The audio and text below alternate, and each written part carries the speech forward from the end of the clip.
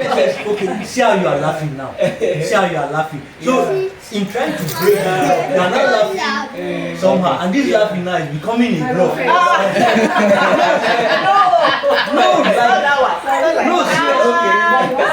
No, that's great. You know what? No, this one I'm just saying. This laughing point of laughing I'm talking about. Maybe casual, but like it could be like. Is that why you're talking to me? That you're raising your voice. But I'm only raising my voice. So you see, it's already so. For me, I would just want to say, yeah, like let us not even aggravate or let the block just disappear. Not that excuse me. Disappear. But you see, there's something that's sorry. They just say it meant to shut you up. You don't even know what you are saying the sorry for. You just say sorry so that you're with your worry. Let's talk about this cafe which that's me. I just feel that's how men, some men, they just do sorry. Even just sorry, it's supposed to pass like that, but it's not supposed to be so. You tackle it, then when you now apologize, you now see the reason why you're apologizing. You now feel that okay, I didn't know this was okay, oh sorry. Definitely, there's not anyone that have 10 head that will not but just sorry, I wish you wouldn't. But that was so they was like, we must stop the talk. That was that adept skills. Okay, that adept, yes, sir. A lot of those oldies that had issue later, they had kept a lot of issues have been swept under the carpet. They have not been discussed. So I'm just going to the Shirana even at that age, they are filing for divorce. Okay, can I say something? Yeah, sure. Yes, you see, in conflict resolution, at times, what I normally advise is let's try to study each other. And the truth is that there is no one simple method that fits all. You understand? There is no simple method or approach that fits all. And I think there is a question I would have contributed, but when I discovered that people have already talked, I didn't bother to say one or two. Many a times, you know, when we are angry, I always feel it's not the best time to resolve an issue. When you are still hot, it's not the best time to discuss an issue. Yes. So it is better you cool off small. You allow when the whole thing is still tense, then maybe later on, people will bring it up, and that's the issue of trashing it. You know, when you bring it up and are you calm now? Can we talk now? Yes, okay. You see this. Oh, maybe it could just be a misunderstanding. Oh, is that what? Oh, I'm sorry. So that is the real trashing we are talking about. So the block will really be totally scattered. And by that time, the issue of in the process of scattering the block is because there is still tension. You understand? So at times we study each other. Let's try to know each other's temperament. Some people, when they are hot, don't bring the issue of resolving an issue at that time. If you say you want to resolve it at that time, in fact, you end up, making the issue more complex. So at times, let's try to know each other. Let's know our spouses and know when you feel is the right time to discuss an issue with your spouse. Some people, even when they are hot, if you say, can we talk? They will still come down and say, let me listen. Some people will do that. But some people, when they are hot and you say, can we talk? They will nearly slap you. You understand? So let's know our temperament and know when to bet. It is very important for us to trash that issue. We shouldn't be sweeping it. Sweeping it under the carpet is not the best solution. Because someone might just be piling it up in his heart. Exactly. He will not say it. So the day his cup will be full, that's when you now say, has he gone to that? So you will be shocked. You'll be living with this kind of person that has had this thinking that those issues have been resolved. They are not. I think good boy. I think I think I once gave this instance when we were still talking with my wife. The relationship almost scattered because of things like this. Yeah. You know. One day I said okay. I said okay. She came around town. I was inside Jos. She was coming from Birkenhead. She works there. Yeah. So I said, please, before you leave for Birkenhead, you come to the house. I want to take goti, and I don't know how to prepare a good goti. Please come and help me prepare goti before you leave. Sit down for a attitude. That's okay. Don't worry. I'll come and pick you. I'll come and pick you and bring you to the house. So I don't know what happened, but I was some I'm still altogether something. You understand? Sincerely. So I eventually I brought her to the house. Quite alright. Yeah. Say moral I be had drunk about me have found she couldn't tell me anything. Yeah, to keep in now. She was like it didn't that. But she can't walk on. But you mama, by not going go and so now that she got motor, so she was going and only for her on the road, so now get her to her motors. Where she she feels this relationship is when she wants a break, engine break, naturally I'm not school and I'm going you understand? Honestly, well, we ended up actually, I had to, that night, then the town was still good. Yeah. 10 p.m. I should be hanging as well. You can imagine. Alright. So sometimes what me and my wife does or do in the house is that we can just be chatting and laughing like this. And when everything is fine, nobody is feeling any heat, then I'll just tell her to, sometimes I can be very naughty. Yeah. There are some things I do that I feel I'm not doing right, Yeah, for a praise exactly. So just tell me the way it is. So she'll say, okay, I'll be a good boy in music, but this side, I said, alright, I'm sorry, I'll mend.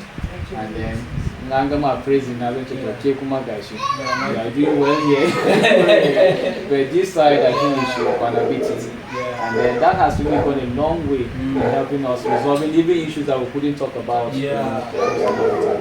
it is important that we learn to iron out such issues so that we don't allow them to become bubbles that will just burst out at unexpected times. Okay? So any contribution on that number 5 again before we move on? Alright, number 6, can someone help us with that? What do the following verse say about closing the loop and resolving conflicts? Matthew 18:21 to 22 and Ephesians 4:26 to 27.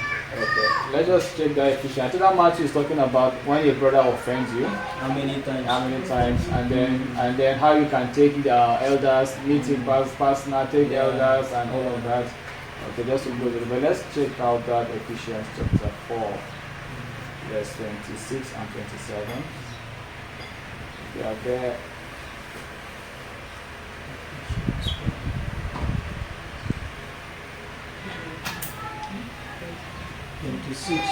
Okay. Be ye angry and sin not. Let not the sun go down upon your wrath, neither give place to the devil. Alright, thank you. And then of course that much goes like you said, when Peter was asking how many times one should offend you. And somebody said, okay, Jesus says since you want to put number to it, Peter was like 7 and said, really? Make it 7 times 7. 7 times 7, exactly. Alright. Just go continuously. Alright, in a day. You can't even be counting it. Yeah. So I think this portion is really talking about the necessity of us not allowing any loop to be open. It should always be closed at all times. And like we said, majority of what we consider as offenses are as a result of some form of misunderstanding, misconception. Sometimes like even the tone that somebody speaks to you with, you feel offended. So all of those things becomes like yesterday. Was it yesterday or this morning? I came back late yesterday. Yeah. And I think we came back together. Yeah. So when I was coming back home, I was on phone. My friend I went to see still called me again. Yeah. So anytime he calls on time, I don't like picking. I only pick when I have the time to call because we don't speak sometimes less than an hour. You know. So when I know I don't have that time, I don't pick his call. So as soon as we drop, he called me again. Wow. So we started talking. So we are coming. I have to use the other phone to call her like, please, I'm close to the gate. Yeah. Help me with the gate. So, okay, to tell what I'm just I'm narrating my own side. So when I came, I came, we are still talking. I entered the gate, we are still talking. And as you get in, we are still talking. So when the talk eventually finished, so now affinity then was not strong. Yes. I was like, What is happening? Wrong footing. That's how come you're wrong footing. Naturally, me have found the part. That's how much you can say. I was like, what happened now? The way I said she should open the gates. Yeah, that's that. The tone of which I use. Where he has been using that kind of tone. Is that what is making you have a Jekuma? You know, I got the better audience, so I know we resolve it. So as little as that can be, it can be another issue. Alright? So helping that God will help us. And we will learn to understand one another. Okay?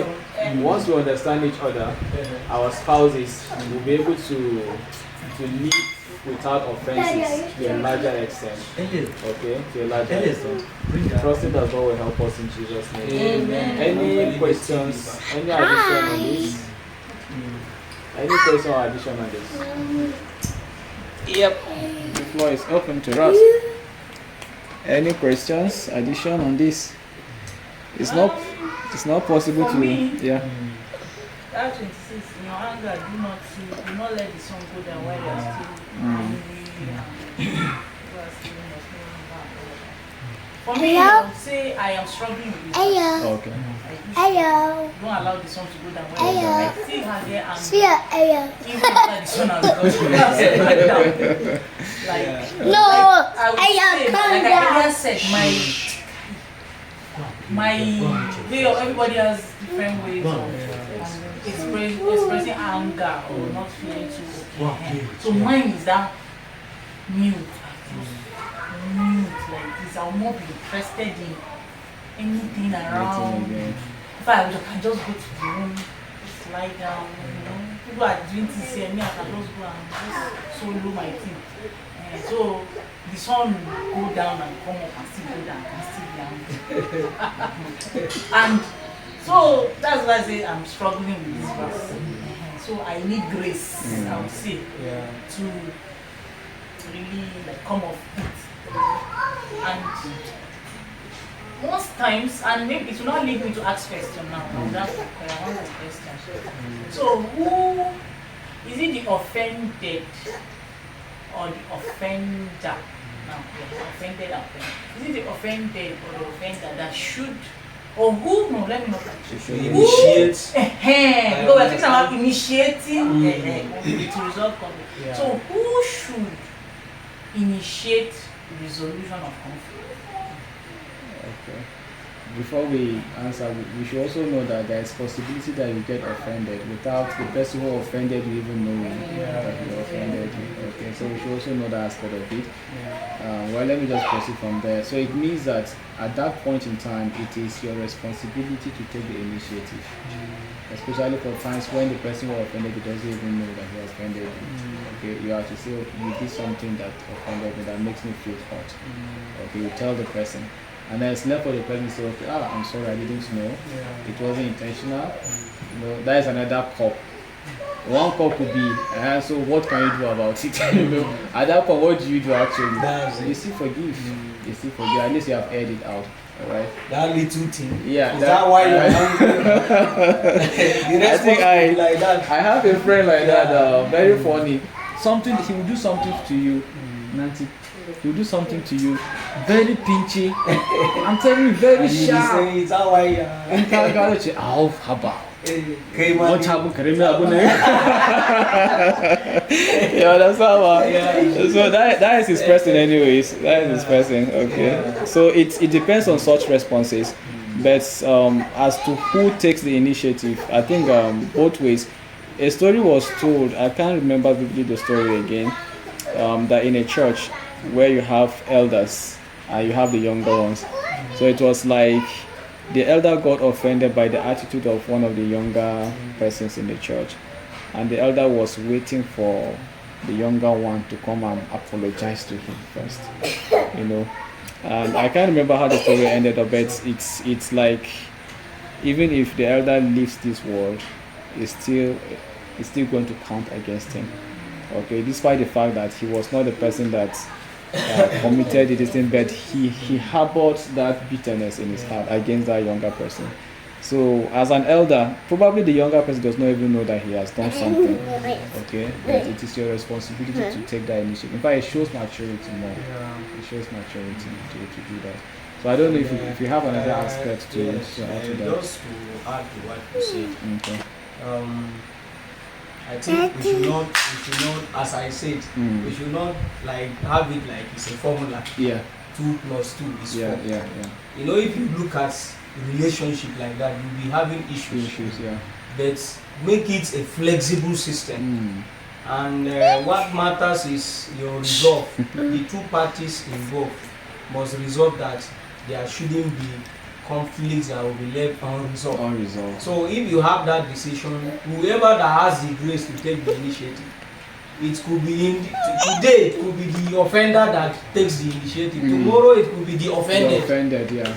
And if you have the grace of initiating the continue. Yeah. What matters is conflicts being resolved in your home. The loop is closed. Yes, that is what matters. So don't say why is it that it's always me that always say let's yes. So don't feel will it be that it's a weakness on my side that I'm always the one that takes the initiative. The major thing is that you are resolving conflicts in your home. Yeah. I think let's look at the big picture. It's not about pushing. But you know, if you say, okay, it is the person that offended or the offender that should take the initiative. What if the person doesn't have the grace? Yeah. Or in the case you just gave, that what if the person doesn't even know that he has offended you? So that means the issue will be there and it will remain unresolved. Like in our home, I will say I am usually the one. She's not here. I'm usually, whether I'm the one that offended you or I am being offended, I always wait for that right moment and I'll bring the issue. Let's discuss it. You understand? So, and in most cases, I'm usually the one that will bring the issue up because that issue of the sun going down. So, I am hot or she is hot. I'll wait for the right time and say, Madam, let's discuss this issue. So by that time everybody is in his right senses. Maybe he's eating or maybe before we go to bed, not sleep before we go to bed. Then this person will now narrate his own. By that time nerves are calm. This person will narrate his own, this one will narrate his own, this one will narrate. At times we cry. You understand? This one will say, I'm very sorry, and it's over. So the major thing is just have that resolve that conflicts must not be left unresolved. Issues must not be left undiscussed, untrashed. That is the major thing. And anybody that has the grace to be initiating it, continue. It's what God has granted. It's a grace. So people don't have that grace. Don't look at it as a weakness. I think I once shared it here when we were in our courtship. My wife once called me. Then I was serving. She said, I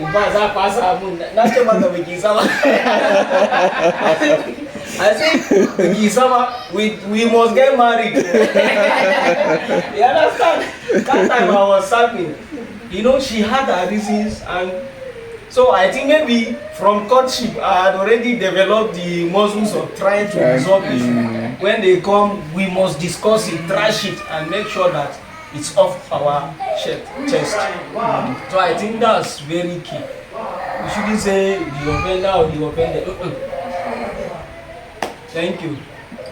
All right, thank you so much. So, okay, yeah.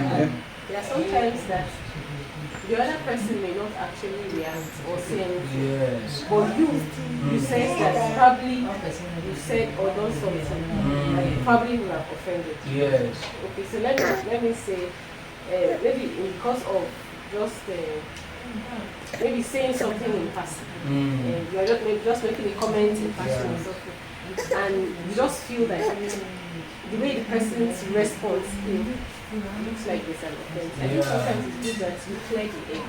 Yes. It's important that the air is cleared. You could go outright to apologize or just explain and clear the air at that point.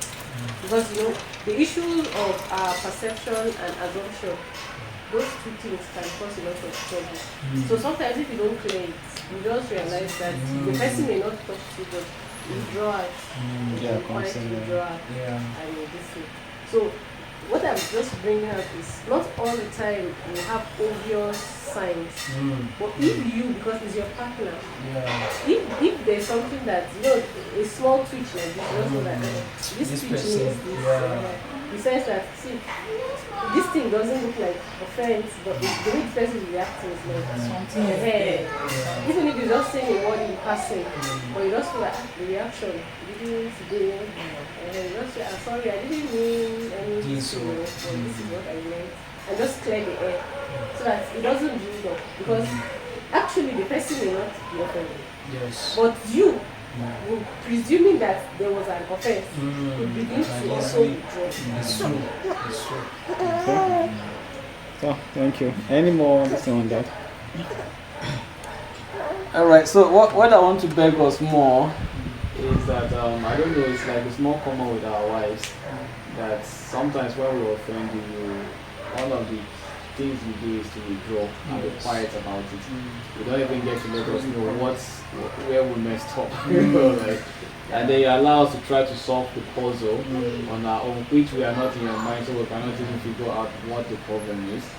It might not be generic, general to everyone, but I'm just saying that whether it is with the man or the woman, we should always learn to air out, to let the other person know where the person offended you, and also that such resolution can be made and seamlessly. Because one of the issues I battled with my wife in those days was this aspect of quietness. I have to keep on begging, please now, what is the problem? That's much about food. There is something. That nothing is something. Yes. I have something. Nothing. You don't leave. And that's another issue. When you're supposed to push further and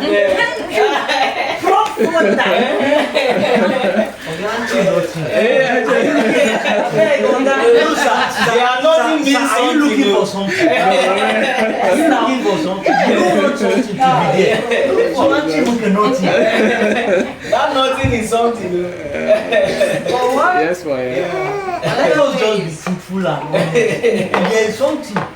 When I don't say nothing anymore, it was earlier there. Now if you ask me what is it, I'll tell you. Tell you what it is. Okay. But it's like this, I just feel probably now why women tend to keep quiet is because most men now, like me when I got married earlier, we used to trash the issue then and there. I wish it was there. Okay. We used to trash it then and then. Don't go to bed. They advised us that one. We started doing it. Yes. But then I realized, okay, I'm the one that always Push for voice out. It's not looking as if are you nagging? another side. Yes. Now when we tend to voice out, Allah yabamu baki. Yeah. So the woman say, hey, You talk too much. You talk too much. Now if the arguments just start. But then I should so you see the problem now. Someone that is trying to now voice out, you make the person now to shut up. Now the person is keeping quiet is another thing.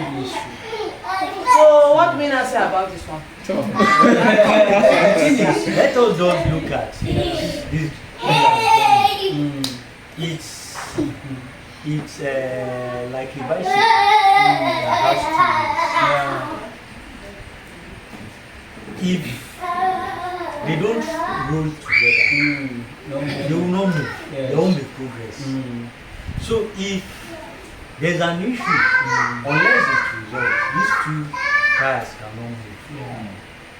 So whether you like it or not, whether the resolution is coming from you, sometimes me, I have just accepted. I don't even want the explanation. It's my fault. I'm sorry. You understand? We will go over it later on. But like I just try to, okay, I agree. Sometimes I now become too quick to agree that it's my fault. It now becomes a fault. That I'm quickly agreeing that it's my fault. So some of these things, let us just, one thing is important. Let us see that it's like two blades of the scissors. Yeah. That one cannot cut and move. It has to be together. So if one is blunt, it's up to the other one to sharpen it. And there's really no trophy for you win the argument. There's no trophy. The trophy is the trophy together. The trophy is trophy together. Yes. So some of these things, God will continue to help us. Amen. God will continue. It's not as easy as it sounds, as it looks. Because there are times that tempers are blaring and obviously you are right. And the person is also right. Yes. It's just like putting 6 facing me. It's 6, but you there is 9. It's not actually. And all of you are correct. You are correct. Take the matter anywhere. You are correct. Yes. So, but how do you resolve this crisis now? It's you looking at it from this other side, and you also looking at it from this other side. So I think it's a very powerful point. I think we had one of our discussion one of those days. We talked. Okay, that's that video seminar that we had. The speaker then said when it was talking about how a woman is juggling and then do too many things at the same time. 5 oranges, high alone, and then the man just pick one orange and is doing like this. And then he's not seeing things from the perspective of the woman. But remember that's what he said that day. So what he said was that we should learn to see things from the eyes of the other person. Okay, the wife sees things from the eyes of your husband, and then the husband, just like he said, actually the both of you are correct. All right, but if you don't go and see it from his own angle, you will not know that it is 6. Okay, and if it doesn't come to your own angle, she will never believe that you are right. It's also 9. Okay, so we must choose which one to work with, either the 9 or the 6. Cover. All right, so whichever one of us best for us. But we must not be quick to judging or to becoming angry. Back to your question. It is still okay that we air out, but then it is said that you can be correct but wrong at the is it something of your voice, the tone of your voice. Okay, so as we try to let the other person know the offenses, we should also know the kind of tone that we use. It's very important. When we use the wrong tone, it converts whatever good intention you have to bad. Okay, but when we use the right tone, we just realize that the other person also will understand. All right, so God will help us also in that aspect. All right, so we would like to stop here. If there is nothing again to add to this.